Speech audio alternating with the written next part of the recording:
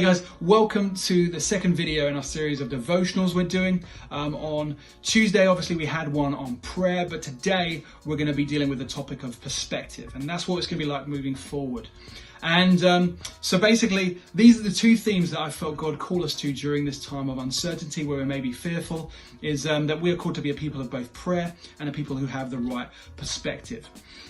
And particularly what we mean by perspective is basically viewing the situation in the right way. Because how we perceive the situation often determines how we react to it. Do we react with fear or do we react with faith? And basically what we need to do through any circumstance, is get God's perspective on it. Because He is the creator. He is the one who has all authority. He loves us. He is in control. He sees it from a bird's eye perspective because He sees over history and is involved with history. And so we need to get His perspective on the situation and as to determine how we respond as followers of Jesus.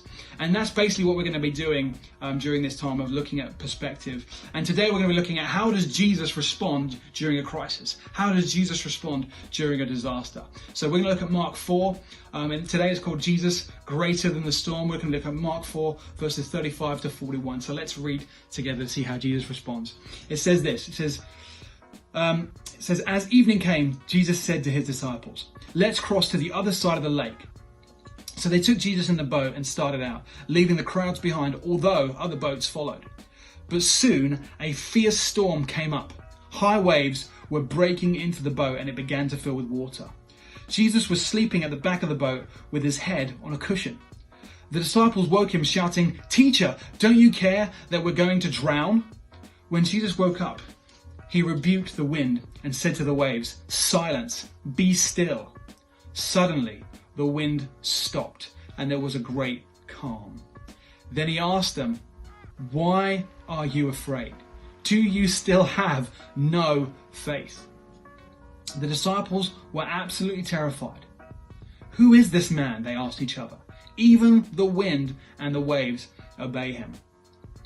Now, I love this passage. I absolutely think it's a brilliant passage, particularly for the time we're in, because obviously it shows us how Jesus reacts in disaster. And in my reflections, that's how I just looked at it and saw Jesus reacting to this time of great difficulty for the disciples. They're in the middle of the sea, in this massive storm where the waves are battering the boat, where the boat's filling up with water, where they feel like they were going to drown.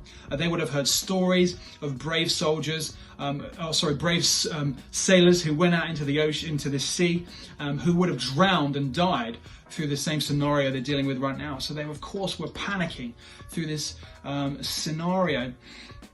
And so what do? Is they turn to their leader for their source of strength and encouragement. And what is he doing? Is they find him asleep. Jesus is asleep. So what do? Is they wake him up. And Jesus, in his groggy state, silences the wind and the waves, because he has absolute power and absolute authority over everything in creation. And then what we see happen is the disciples obviously turn and then go, "Wow, who is this God? Who is he?" And they were absolutely terrified of him. But what I love particularly is how Jesus responds to them. He says, "Why are you afraid?